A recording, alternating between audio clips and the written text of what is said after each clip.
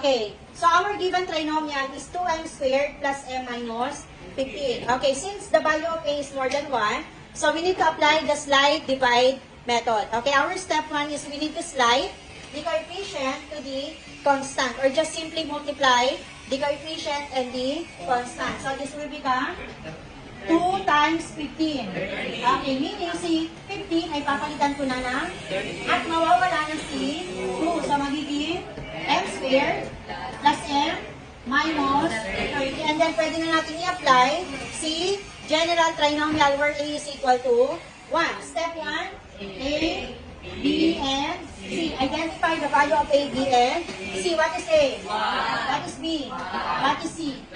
Negative 30. Okay, step 2, get the factors of negative 30. Dahil si 30 ay negative, probably ang magiging sign ng factors ay isang positive at isang negative. Di ba dalawa yung factors?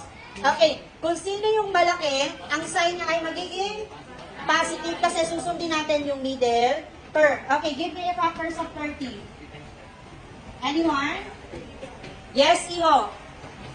Ikaw na. 6 times negative 5. Okay, sino mas malaki? Si 6, kaya siya yung positive. So we have 6 times negative 5. Sa tingin ko, binigay niya na yung kasagutan sa mga tanong. Tama ba? Okay, ibig sabihin, magpapasid pa ba ako sa mga susunod na factor? Hindi na. Ano nang gagawin natin?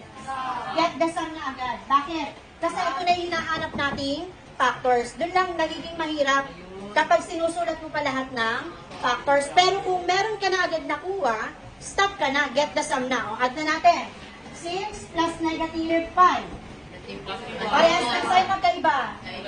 Ima-minus yun. 6 minus 5. Okay, positive 1. Equal ba sa middle term? Okay, ibig sabihin, ito yung hinahanap nating factors. Ano na yung next step? Dalawang parenthesis. Inside the parenthesis, copy the given variable. M.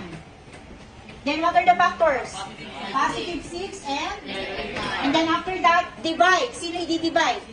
Si 2. So yung minultiply natin kanina, i-divide dito sa constant. Okay. M plus, pwede ba i-divide? 6 divided by 2. Yes, 3. So pwede. Naintindihan? Multiplied by, ito, pwede bang i-divide? Okay, ano nang gagawin? Slide. So, sino yung slide? Si 2, papunta kay M. So, magiging 2M minus, okay, this is the factor.